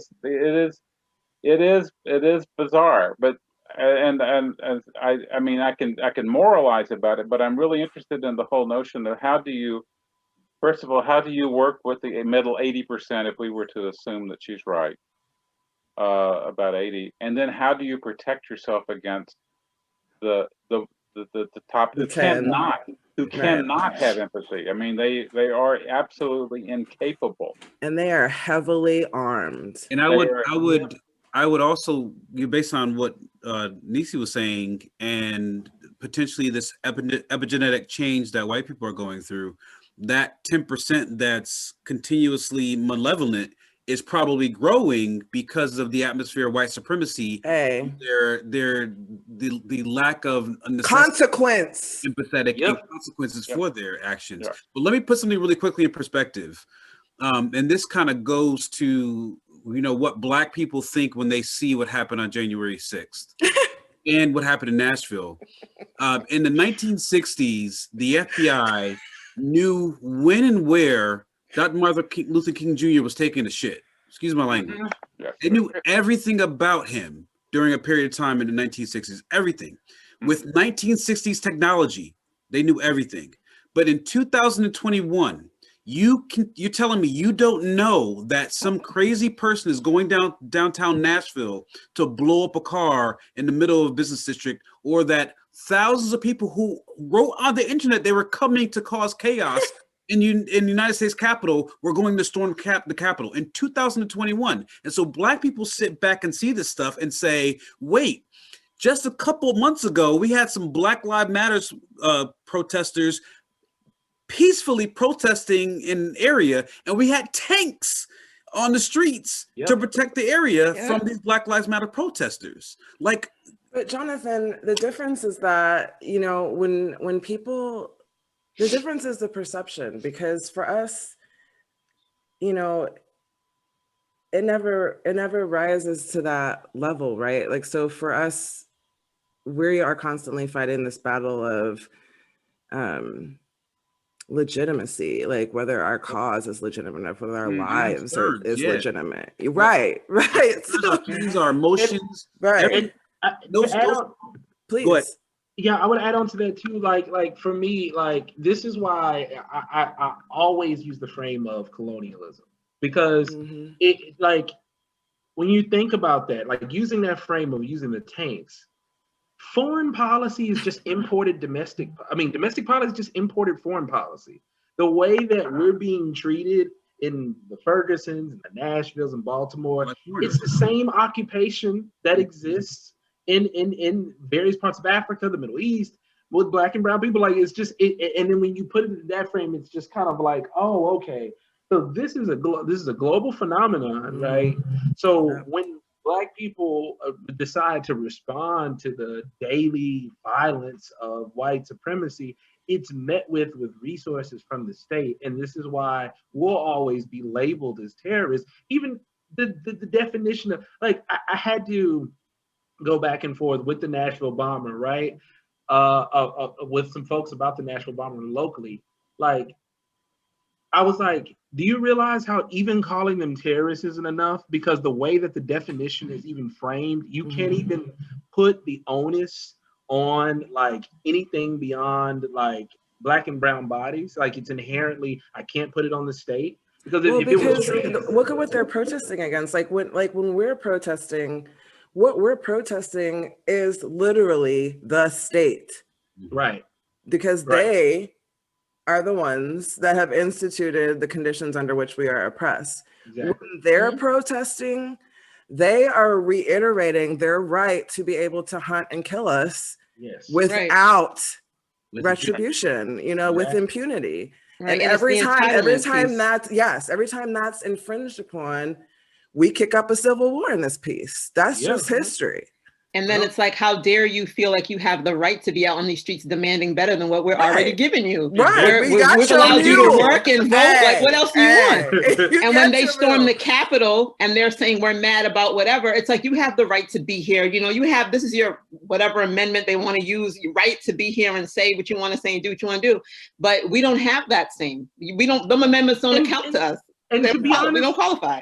And to be honest, I don't even like calling that a storming, because the fact of the matter is you had friends on the inside that allowed you to open the door. They opened the door. It was a surprise party. That was like a high school field trip is what that was. Yeah, that's honestly all it was. Included some light terrorism. And here's the thing. That's what that was. And here's the thing, and I noticed not a lot of people are talking about just the study of the demographics of the folks who were there. They weren't the stereotypical working class white folks. These were white collar, 40s, 50s, people who are well funded, people who are connected in very powerful positions, deciding they wanted to take a field trip into the into the Capitol and just do it just because. And it's just wow. We should not be surprised. It's not just wow. They know just as well as we know they are well Exactly. within their rights to do whatever they they want to want. do. Whenever, with however. impunity. Period. They Meanwhile, know they we're can go up breathing in the the shot. Capitol. That's their capital, obviously. Yeah. I mean, they Anything put it on happen- the internet. They anything went on happen? Facebook. Like, Yeah. They made videos they and knew they could posted, do like- that. That's why they did that, and they was taking selfies and everything, and taking That's And the souvenirs. one black person that decided to join them, they got the utmost penalty. Like, oh, really? I didn't even know they found that person. They found that person? Yes. they're from what I read, Oh, that they person, found that person. Yeah, they No. did not get bailed, nothing. Like, Oh, man. That's a perennial message from the cosmos. Many Yep. many black people have learned that lesson over time. They ain't learned no lessons. They're not learning. They're still doing the same dumb. I just, what? Like, But and one thing that concerns me is because most Melanie and Shanice know this. I've dealt with mental health issues for a very long time. I've been suicidal at one juncture in my life. Dealing with this external trauma, from politics or from white supremacy, from everyday life, while you're also dealing with mental health challenges, is something that we don't really talk about. Sometimes, especially as a person of color or Black person, it feels like you're putting aside your personal mental health challenges to focus on these other traumatic issues that you're dealing with. How does that affect people when they have to do things like that? It's the bifurcation of life to deny your own needs will always sap your ability to work with the others. It's like the whole thing when you're flying on the airplane. In the event of sudden depressurization, oxygen mask will drop from the ceiling. If you were traveling with someone who needs your assistance, put your mask on yourself first and then help the other. Because if you go anoxic and fall out, you're not going to help anybody. So you do have to do that. And I was going to come back to that. I mean, it sounds a little trite, and it sounds it's not a quote an easy fix everything, but personal care is going to be essential for those who are in the trenches. And so, for instance, regular physical exercise. Now, oddly enough, people thought I was some sort of magician, quite frankly, when I was working, because I would come in with these worried, white people who were anxious. And I'd say, you need to run 3 times a week. You need to have your heart rate and your respiration rate up twice normal for 20 minutes a time, 3 times a week. And I said, you do that for 2 weeks and come back and talk to me. And they would come back and they say, I'm fine. And I said, yeah, I know, that's the deal, because what you're doing is that you are actually countering the physiological changes that are occurring because of the stress with the physiological change which occurs within the transition between anaerobic and aerobic oxidation along the way. And that really resets, to a great degree, the arousal state within the person. So that's like one of the most major things to be able to be done. Finding some sense or ability to do meditation is tremendously helpful, and doing a regular practice along the way. I'm not saying that this erases all the problems. What this does is somewhat restores the ability to have a foundation of the resources to work out of. Proper diet. There's a reason we call comfort foods. And heavy fat diets. I'm all about a good piece of fried chicken. And it's because Louisville, hello. Yeah, when the fats hit the gut, when they hit the gut. Oh yeah, y'all got that hot chicken too. Oh yeah. But the gut releases some chemicals, ghrelins and leptins, we call them, and they actually affect the brain chemistry production of our natural and endogenous opioids, which affect our mu-opioid receptors and our sense of pleasure and satiation. And so it's sometimes a seductive quick fix. You have to be, you know, and so being aware of that is very important. I mentioned the substance issues earlier. You know, I'm not particularly going to be a moralist about it, but some people are more prone to addiction than others are. There can be normal users of different substances, and other people are not going to have as much success doing that. And being very cognizant of what the effect is very important. Weed in particular is a real double-edged sword for a lot of people, because it can drop anxiety a little bit for a couple of hours, but then they'll find out the next day there's a rebound effect that's hyper anxious, and that's very, very difficult, even to the point of actually getting to triggering some manic phases out of a bipolar disorder. So just being cognizant of just going back to the basics of, you know, good aerobic exercise. We're not talking about CrossFit. I mean, we're just talking about, you know, normal stuff. Good, you know, good diet. Knowing who you are in relationship to mind-altering substances and whether or not you should use and how much. Those are some of the most foundational things that can be done. Denzel, didn't you guys kind of have you have other projects like that are kind of encouraging that physical aspect, right? You guys have some physical training and martial arts going on. Yeah, that's like me. That's like me personally. I'm actually a martial arts instructor. I've been doing kung fu for about Black Lotus style kung fu for about 14, going on 15 years. Wait, you've ever been to the Kumite? Oh, not yet. Not yet. I didn't get my invitation. I've been put on the wait list. Oh goodness, but no, I try to. I'm actually working on trying to do more virtual courses. You know, given social distancing and just trying to teach people just self-defense. And what's interesting is it's really I'm really helping a lot of people when I do teach it virtually to develop situational awareness. Like it's really fascinating how I'm able to teach that through Zoom, because I did not think that would be a thing. And I used to always tell people, do not learn martial arts from a video. That's the worst place you can do it. No one's like teaching you the nuances or anything. But now, like, because we kind of have to, like, it's forcing me to think a little bit more creatively about how to teach. But yeah, that's the thing too. I'm trying to find ways to inject that into the mutual aid space as well. But yeah.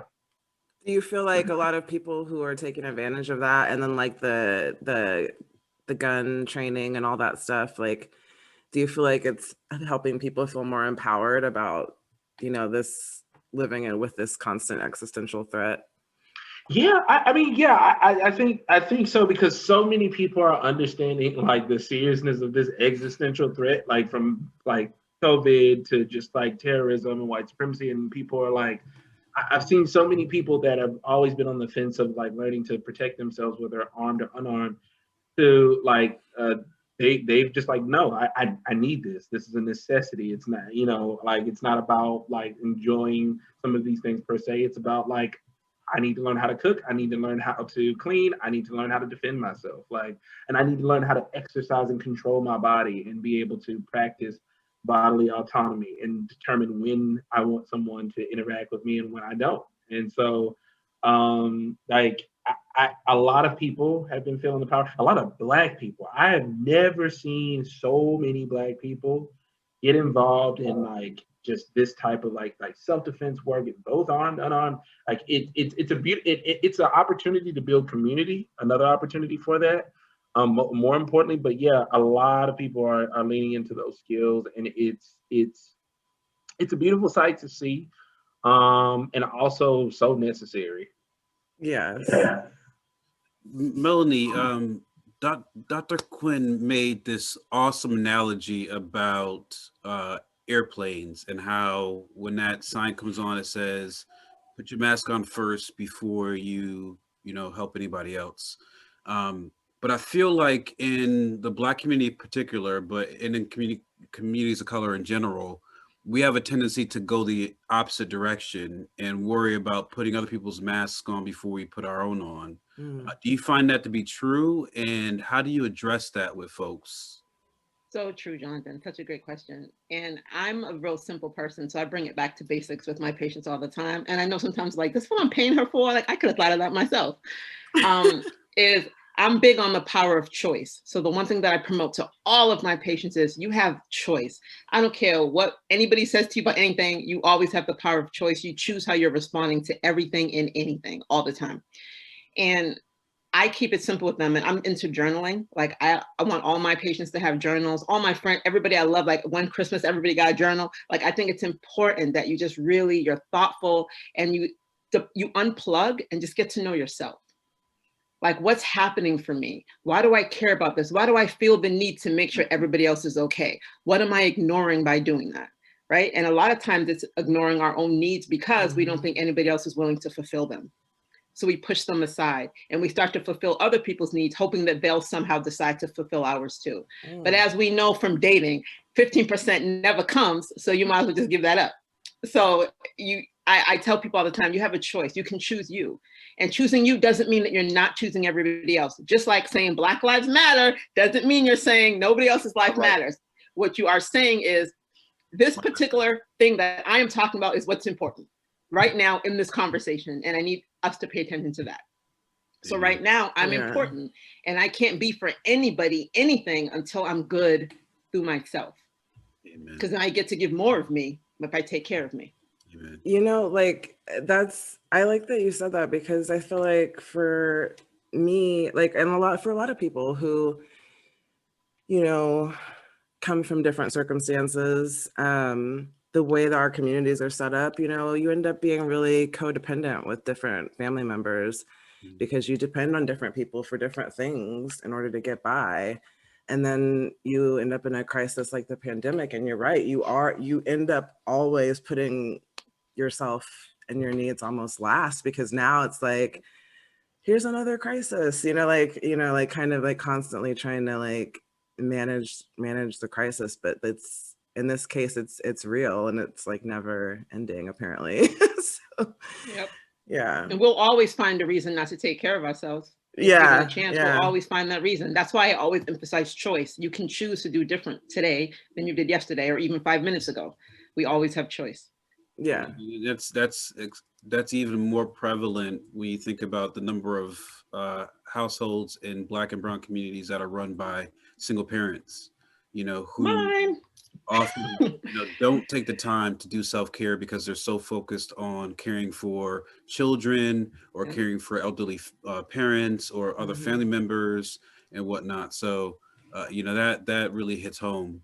It's one of the things that we're really focused on right now, is figuring out a way that we can like extend our programming to with that community care model, and doing things like maybe, getting volunteer support networks together, like they have in a lot of places in the UK and stuff, where people, can just simply volunteer just to be there for people and listen, which is something that we are not trained to do in this society at all. And also to try to find, like, as we always do, ways to bring trusted healthcare professionals to people who really need it, which is kind of our mission and what we're here to do.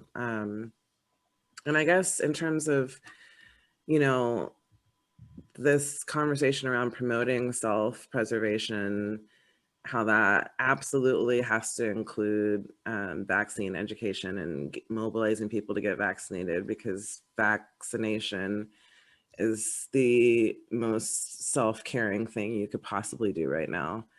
I guess I just want to kind of go around and have all of you give us some of your parting thoughts about how to begin some of these critical conversations around health and wellness, and how to like use this, crisis to find ways to connect people, find ways to mobilize people to get vaccinated. And in doing that, keep those connections so that we can help them get care beyond the pandemic. Do you know what I mean?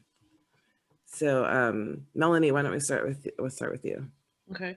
One of the things that I've seen happening is a lot of blaming of the victim, right? So it's like Black people won't get vaccinated. They weren't in the trials. They weren't doing this. They weren't doing that. But the fact of the matter is there's a reason why, right? And I think we need to not act like that's not a thing, right? And I think we need to talk to people about that, but also educate them when they've been miseducated about this real thing. Tuskegee did happen, but other things happened as well, and this isn't the same thing. And so we need to really, I think, educate people about that, and be open to their ambivalence, and then challenge the things that they're saying that don't make sense. Like I had a patient who said, I'm worried about long-term side effects, but if my job mandates it, I'll get it. And I said, so then you're not really worried about the long-term side effects. And she says, well, I don't want to lose my job. I said, but if you're worried about the long-term side effects, job or no job, that matters. So let's really think about what we're saying, right? And I think sometimes we get caught up in this loop of resistance, right? That we sometimes can't see our way through the forest. And I think it's important that we continue to educate people. I think as mental health providers, we have to have those conversations with our patients. I don't think we have to force anybody's hand, but we do have to give good information and allow space for them to give their thoughts and feelings and help them really think about that. I think we're not doing our job unless we're doing that. Dr. Chipley, do you have any parting words and wisdom for our listeners? Very similar to that. First of all, people in the Black community will pay attention to a Black person who's had the experience of being vaccinated much more willingly than they're going to pay attention to someone like me who comes in and say, I was vaccinated. So the ability to identify without fear or rancor is going to be very important, and that always does the most for behavior change across any kind of resistance within communities. If someone says, "This is my life and it's worked this way, and I'm doing all right," and they can relate to that. The second thing is very similar to what Melanie just told us, and that is affirm the fact that you understand why they are suspicious. Mm-hmm. Don't shame them for it. And in fact, you can even say, we understand exactly why suspiciousness would be your go-to point. We understand because we aren't gaslighting about this, and we aren't going to gaslight you about Tuskegee, either. We will talk about differences, and the differences are real, but we aren't going to say that you are not that you're not crazy for being suspicious. Mm-hmm. That would be like the street language would say about it, and also to be able to walk away without closing the deal. This isn't a David Mamet play. It's not always closing. It's like just be able to say, I'm glad that we've had the talk. Yes. Because and leave room for it to happen again. Yes, and leave room for it to talk it again. Yeah. Because those are three big things. So you're not closing anyone off in shame. You're not and you are able to present to them a real case, and then you're also leaving things open. You're opening up to the future in case you're not getting the answer you're wanting right then. But those are very important things, and that's just common across all humanity, and it's particularly common across traumatized population. Denzel.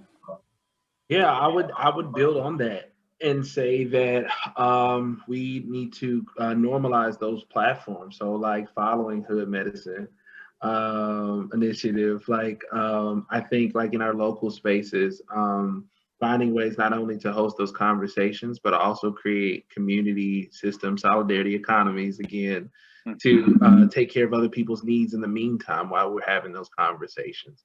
So can we, while we're talking to them about having these vaccines, are we making sure that they have the food they need to eat in the meantime? Are we making sure that the mothers and the parents have the resources that they need during the pandemic in order to take care of their children? Do we have folks who do we have cooperatives that with mental health specialists that'll be able to help people to cope through this pandemic in a way where they're able to have time to actually think through like the consequences of taking versus not taking the vaccine. And so just creating a normal where, and I know I'm saying this, but where Black lives actually matter. Right. Yeah. Right. Right. You That's know, real. No, that's real. I love and it. so whenever they and so if we do these things, then we're actually creating a system to where the people are in a safe enough environment to where they can like think through those things with the least amount of pressure that comes from their job, lack of resources, misinformation, and are able to better protect themselves and then the community outside. So I will tell you guys too, I had a friend who was against the vaccine and I sent her do no harm. And she wrote me back and said, oh my God, Melanie, thank you for sending me that. I am now 70% closer to getting it. Wow, oh wow. thank you. That's huge. Amazing. That is huge. What? Yes. So circulate it. We got to keep it circulating because it really was educational for her.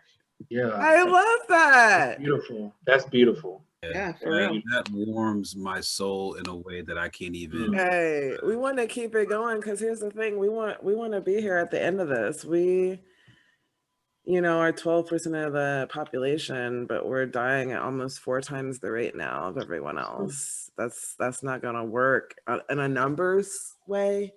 Eventually, it's gonna that's gonna overtake, and like we're gonna start to hopefully take it seriously. Maybe we can get people vaccinated before the crushing reality of those numbers come to bear and make us act right. Absolutely. Keep playing in COVID's face with these mutations and everything else. It's going to be a problem. So hopefully we can get people vaccinated. I'm really excited to hear that. It's so unfortunate because this conversation, could go on forever. There's so much more that, we haven't even gotten into, in particular, the effect of mental health on children during the pandemic. Oof. And so I want to let everybody know that we have a part 2 of this series coming up in the next couple of weeks, where we focus extensively on children and young people. But I also want to let people know that if you're dealing with crisis, if you have any type of medical emergency dealing with mental health, child abuse, domestic abuse, sexual assault, any type of issues out there, there are people here to help you. I'm going to post in the comment section some telephone numbers and some links that you can use if you are in distress or having issues. The National Suicide Hotline, National Domestic Violence Hotline, National Child Abuse Hotline, a number of these resources that you can jump onto if you have any of these issues. Just understand that we love you. And we mean that, specifically, we love you. That's an action word. As one of my favorite people, Karen Hunter, always says, love is an action word. And we want you to be well. We want you to survive this pandemic and come out of it even stronger. And together we will. Yeah, and so I'm going to post those links and those numbers in our comment section. But I want to thank everybody here, Dr. Chipley, Denzel, my friend Melanie. Thank you so much for coming out and doing this chat with us. It was so helpful. And I know a lot of people who will listen to this and watch this will benefit from it. Thank you, everybody, for tuning into this HoodMat chat session. At Hood Medicine, we want to bring you trusted individuals to provide you with facts and information to allow you to make decisions necessary to keep you and your family safe.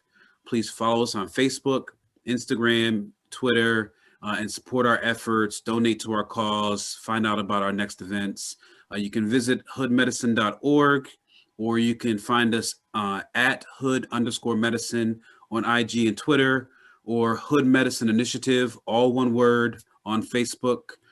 Thank you again. And as Dr. Hudson said, the best thing you can do to help yourself and help our community is to get vaccinated. So please, as soon as you can, as soon as you're eligible, get vaccinated. Thank you all. Good night, guys. Good night. Thank you. Good night.